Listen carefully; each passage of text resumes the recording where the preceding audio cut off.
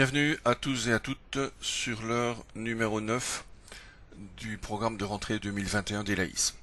Alors cette heure numéro 9 va nous mener dans tout ce qui est multiposte, à savoir les dossiers, bien évidemment, le tableau de bord multiposte et la facturation multiposte. Alors avant d'aller plus loin, il est une chose importante à signaler ou à rafraîchir en termes de philosophie.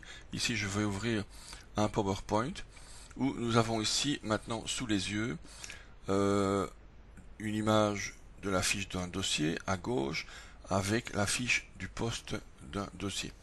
Donc c'est un minimum. Lorsqu'on crée un dossier, nous aurons de toute façon un poste. Ensuite, pour le même dossier, on peut avoir plusieurs postes. Alors je rappelle, dans la philosophie d'utilisation d'Elaïs, que un dossier c'est quoi? C'est une référence, c'est un client, c'est un lieu et c'est une problématique. Alors nous avons ici donc un dossier, un poste, avec par exemple le premier poste qui est le mesurage. Si je clique, enfin plutôt si je vais plus loin, nous pourrons créer d'autres postes qui par exemple peuvent être en l'occurrence le bornage du terrain, la division du terrain, l'évaluation du terrain, et pourquoi pas la vente du terrain, etc. Donc on reste pour le même dossier, pour la même référence, pour un même client, mais on peut avoir des postes différents qui pourront bien évidemment être créés et finalisés à des moments totalement différents, mais on garde en mémoire que par exemple c'est le dossier 2015-43, on sait que le 2015-43 c'est tel dossier, c'est telle problématique. Voilà, donc c'est une équation, un dossier égale un ou plusieurs postes, c'est important. Alors ce qui est important dans le même ordre d'idées, voilà, je reprends ici le dossier avec le premier poste mesurage. Nous allons avoir pour ce mesurage une série de prestations, une série de frais. Et ce poste sera sujet à facture. Je prends un deuxième poste, je vais prendre un deuxième poste, le bornage, qui aura aussi lui reçu des prestations et qui sera sujet à une ou plusieurs factures. Alors l'équation à retenir, c'est qu'un poste, ou plutôt les postes, sont les unités de facturation. Le dossier lui gère des postes et les postes on les accomplit et on les facture à des moments ou des endroits, comme je le disais toujours tout à l'heure, parfois très différents, très éloignés, mais ce qu'il faut donc retenir, c'est que l'unité de facturation est le poste. C'est très important. Voilà, je vais quitter PowerPoint pour revenir à Elaïs, et là où je vais revenir dans les dossiers et vous montrer donc à quoi tout cela ressemble. Je vais ouvrir un dossier 2021-36, je pense, si j'ai bien lu, voilà. Nous avons ici la fiche d'un dossier avec comme référence 2021-36. On a donc, ça c'est la référence, on a un client qui est Monsieur Marcel Carpentier. On a un lieu d'intervention qui est ici à Montigny-sur-Sambre et on a une problématique qui est le mesurage de la propriété. Ça c'est un poste. Et quand on va dans le poste justement en question, on va ouvrir la fiche poste qui va elle reprendre tous les éléments relatifs au poste en question au niveau de son exécution. Alors ça c'est un dossier multiposte, monoposte. Sur le Oui, ok. Je vais maintenant ouvrir un dossier multiposte. Voilà. Et ici, on voit que le panneau central a changé. Ce n'est plus quelques champs, c'est une table reprenant en l'occurrence, dans ce cas, 6 postes différents. Alors, de la même manière, nous avons donc le dossier, une référence, un client. Et pour accéder au poste, il suffit de cliquer sur la bonne ligne du poste en question. Voilà, ici on retrouve le poste numéro 1 qui est le bornage du terrain en front de voirie, c'est comme ça qu'on a intitulé le poste. On a l'indice ici au-dessus à gauche, l'indice numéro 1, ça c'est quelque chose qui va simplement nous permettre de classer les postes dans le tableau du dossier. Il est clair que en l'occurrence, si on a un dossier avec toute une série de postes et donc toute une série d'interventions, on pourrait changer le générique du dossier en parlant plus généralement du lotissement des balèves par exemple, avec donc comme premier poste, le bornage, le mesurage, etc., etc. Donc tout ça peut être adapté bien évidemment. Voilà donc la différence que l'on peut voir entre le poste et le simple poste plutôt et le multiposte au niveau de ce qu'on va voir quand on va ouvrir le dossier. Maintenant, comment passer, je n'aurais pas dû venir ici, comment passer du simple poste au multiposte. Donc on va rester dans ce dossier 2021-36, on va sortir et on va revenir au tableau principal, donc à la fiche poste, à la fiche dossier, pardon, et nous avons ici un poste. Alors pour le faire passer en multiposte, rien de plus facile. Il y a ici une icône qui pourrait peut-être être plus claire ou plus explicite. Passer en multiposte. On clique sur cette icône et on va faire apparaître normalement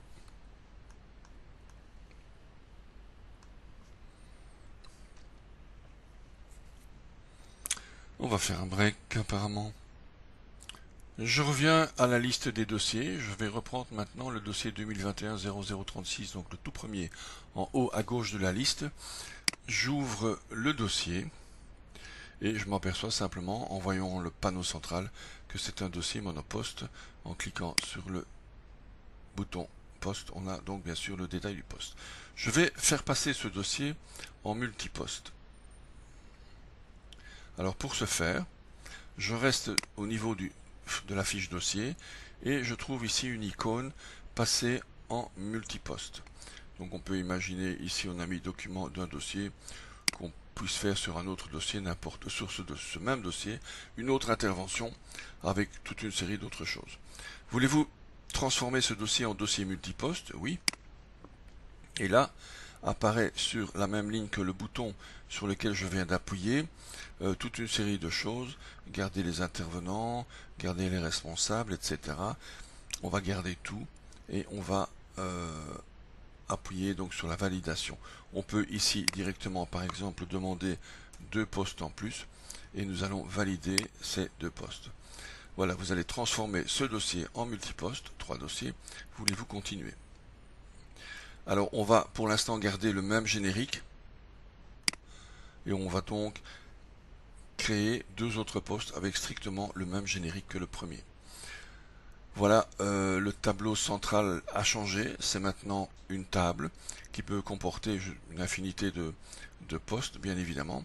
Nous en avons 3 ici qui sont des postes en cours, d'après l'icône rouge qui est là à droite. Pour accéder maintenant à chaque poste, donc je vais cliquer sur le deuxième poste, je vais double-cliquer sur le deuxième poste pour ouvrir le poste en question, qui a l'indice numéro 2. L'indice sert à classer les postes dans le tableau du dossier, simplement. On va dire ici par exemple deuxième partie et on va enregistrer le nouveau générique spécifique au poste cette fois-ci et nous allons faire de même avec le générique du troisième poste. Je ne sais plus comment je l'ai écrit, mais nous allons l'écrire plus ou moins de la même manière. Troisième partie, pour bien sûr différencier la prestation ou donc le service qu'on va rendre sur ces différents postes là. Alors on voit très bien que on peut bien sûr mettre n'importe quoi, ça peut être créé à n'importe quel moment, ça peut même être créé 5 mois, 10 mois, 2 ans après la création du dossier principal, mais toutes ces interventions ont donc trait au même lieu, auront donc la même référence 2021-36 avec des problématiques différentes. Voilà donc la création des dossiers multipostes. Voilà, je reviens à notre dossier, je le ferme et on retrouve la liste des dossiers ouverts où nous voyons le poste sur lequel nous venons de travailler 2021-0036. Nous voyons un petit 3P qui veut dire 3 postes par rapport ici à Carpentier-Martial qui ne comporte qu'un poste par exemple, ou ici on a 9 postes pour le dossier 2019-05, etc., etc. Alors, je vais revenir au dossier 36 avec donc nos 3 postes. Première partie, deuxième partie, troisième partie. Alors, chaque poste, on l'a dit, et on va peut-être faire l'exercice, est facturable séparément. Je propose de faire pour chaque poste une prestation. Ça nous donnera l'opportunité de repasser par là. Donc je vais encoder une prestation pour le dossier numéro 1, le poste numéro 1. Voilà une prestation. Je prends plage horaire. Je fais petit plus. Je trouve ici le calendrier dans lequel je choisis une personne. Encore une fois, je peux choisir parce que je suis personnel dirigeant, sinon ce serait la personne toute seule qui pourrait, ou qui ne pourrait plutôt encoder que ces prestations. Je clique sur le bouton droit pour trouver nouveau rendez-vous. Et là, je vois mon dossier, je vois mes postes, et je vois, si je clique sur un poste, le dossier qui a été retenu pour faire cette mission. Je vais faire recherche diverses, je fais valider. Je fais ici 2 fois valider pour encoder donc une prestation pour ce dossier. Je vais faire de même pour le poste numéro 2. Voilà, j'ouvre le poste numéro 2 en double-cliquant dessus. Je vais introduire pardon, une prestation dans ce poste. Je vais prendre toujours la plage horaire, le petit plus. Je vais prendre un nom. Je vais bloquer le nom et je vais donc aller. Oui, ici en fait, comme c'est la même date, la même personne, je vois une prestation qui existe déjà. Donc je ne peux pas évidemment, je pourrais, mais je ne peux pas normalement créer une deuxième prestation puisque cette heure-là est déjà bloquée par la même personne. Je vais voir ici une petite heure de prestation, cliquer sur nouveau rendez-vous. Je suis dans le deuxième poste et je vais mettre par exemple réunion.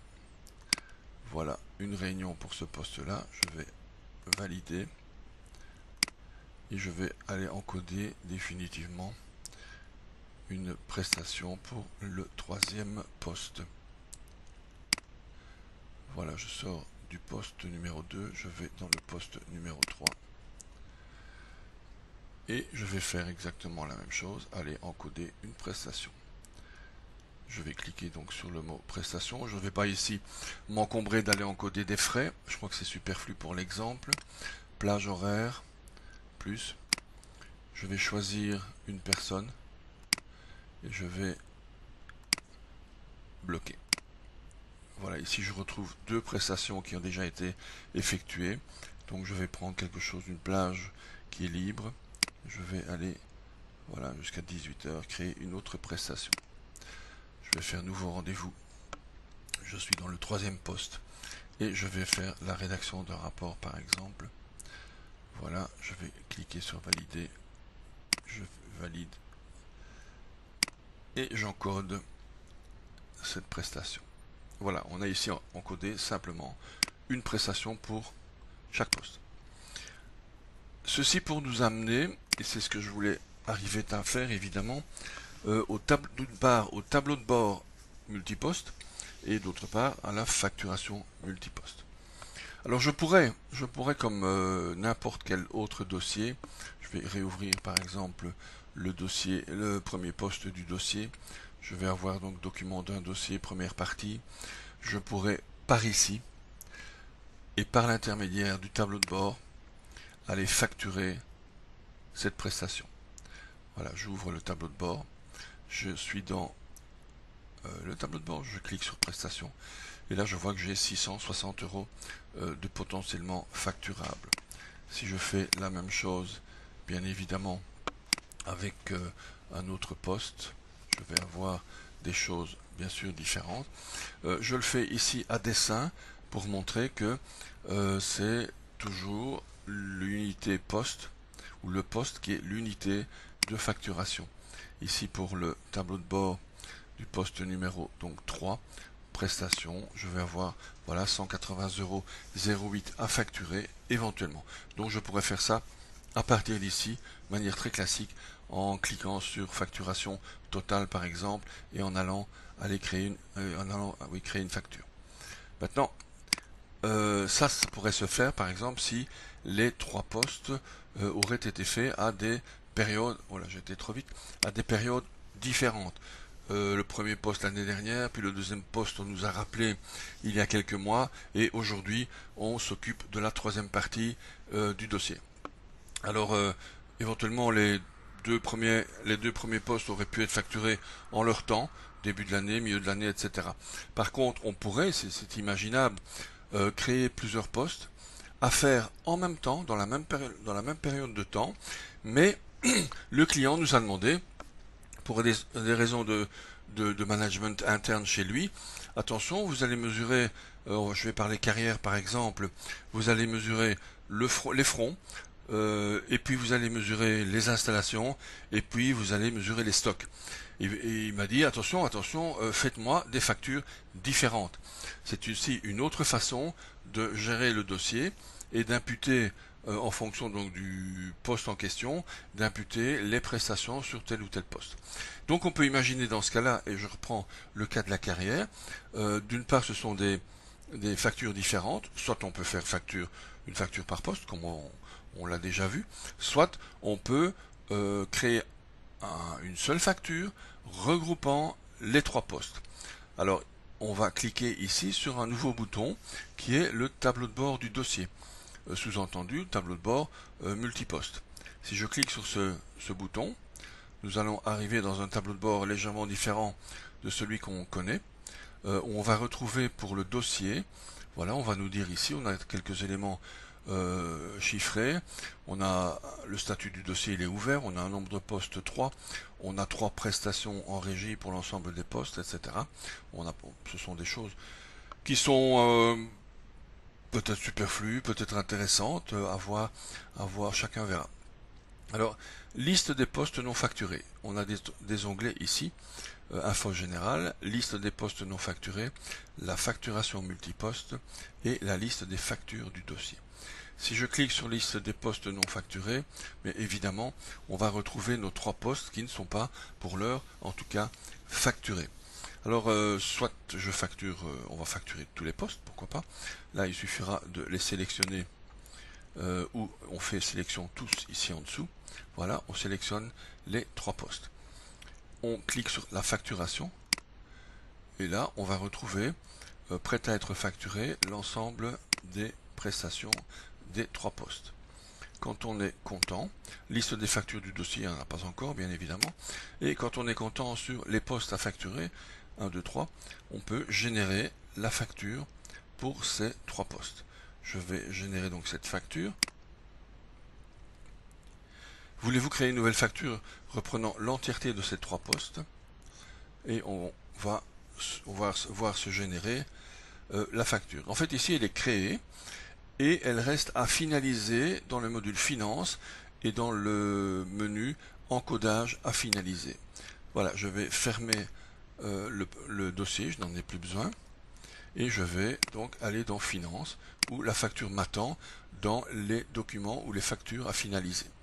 Alors quand on entre dans finance, donc on arrive directement dans une liste pertinente qui sont les factures de vente à être impayées. Et donc à finaliser, on va voir ici, voilà, encodage à finaliser, et là on va retrouver notre facture. Notre facture c'est Arnout qu'on avait pris, oui, donc les fameux documents d'un dossier. Facture à finaliser, ça veut dire qu'elle n'a pas de numéro, elle n'a pas d'échéance, elle n'a pas de date, il n'est pas validé, rien du tout. Je vais donc double-cliquer sur cette facture pour la finaliser. Là, on va ouvrir la fiche facture classique. On va retrouver à gauche donc le client qui est vert, c'est-à-dire dont on a tous les renseignements que pour envoyer la facture. Le document, la date signature, etc. On va générer un numéro. Donc là, on est content avec... non, on peut peut-être le faire après. Logiquement et chronologiquement, c'est quelque chose qu'on fait quand on est content de tout ce qui est à l'intérieur de la facture.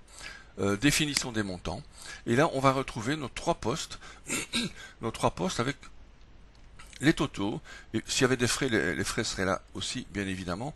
On va retrouver donc les trois postes avec les trois totaux des prestations et des frais éventuels. TVA, TVA montant, total, voilà. Les trois postes pour un total de 1133,87 €. Comme d'habitude, on peut éventuellement introduire un autre montant, qui serait, que sais-je moi, un achat particulier effectué dans le cadre de toutes ces prestations et qui n'est pas prévu dans les barèmes. On peut bien sûr, comme d'habitude, introduire une remarque quelconque et on peut aussi se dire on est content, on va valider la facture. Maintenant ici, si j'essaie de valider la facture, il n'y a pas de numéro de facture. On retrouve dans le document, voilà, le document étant la facture. Et on va créer par ce bouton orange la date et le numéro. Alors pour rappel, une facture qui est dans le groupe à finaliser, encodage à finaliser, on peut en préparer un certain nombre qu'on va mettre dans ce groupe encodage à finaliser.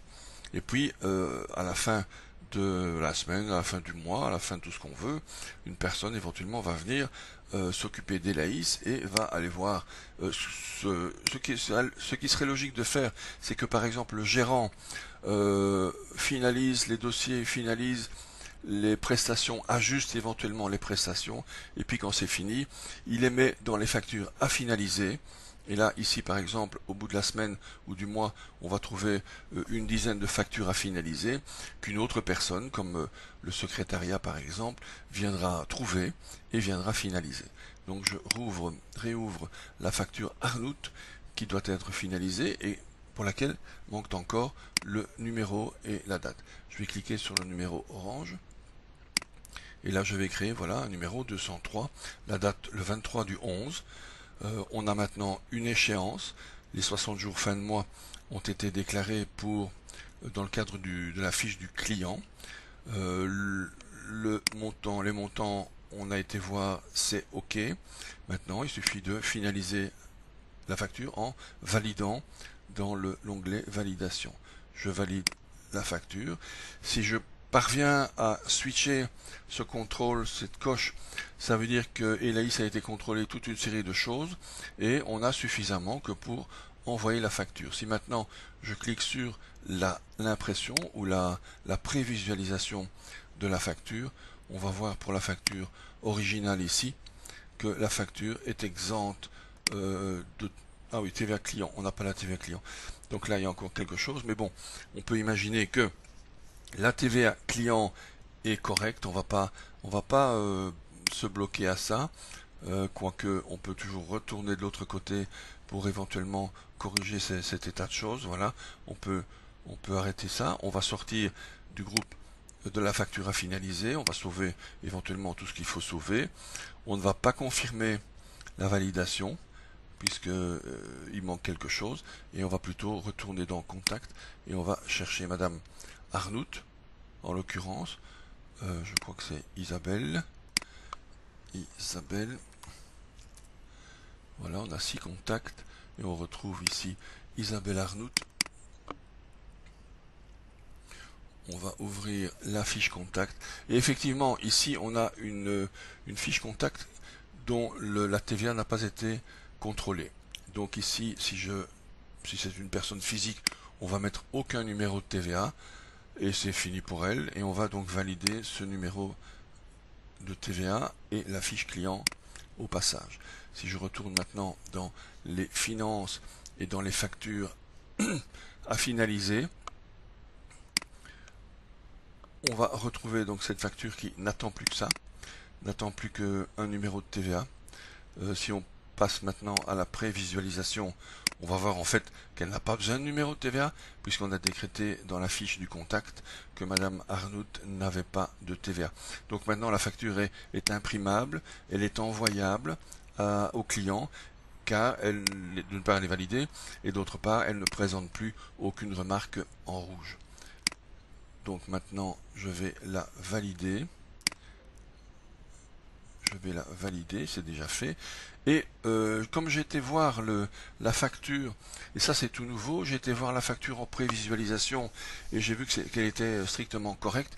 J'ai un tout nouveau bouton qui s'appelle PDF, qui permet de voir la facture qu'on vient de voir à l'écran et qui permet de, sans repasser par la préimpression, etc., de pouvoir venir ici, de pouvoir éventuellement l'imprimer, etc. Donc je vais enregistrer la fiche facture. Je confirme maintenant la validation et la facture va aller, si je clique sur finance, va aller se mettre dans les factures impayées dans une nouvelle tuile. Voilà, elle est là, c'est la première, dans une nouvelle tuile au nom de Isabelle Arnout. Voilà donc la façon de créer des multipostes d'une part et de les facturer. Alors je suggère toujours, quand on fait du multiposte et quand on pense, de voir les facturer ensemble.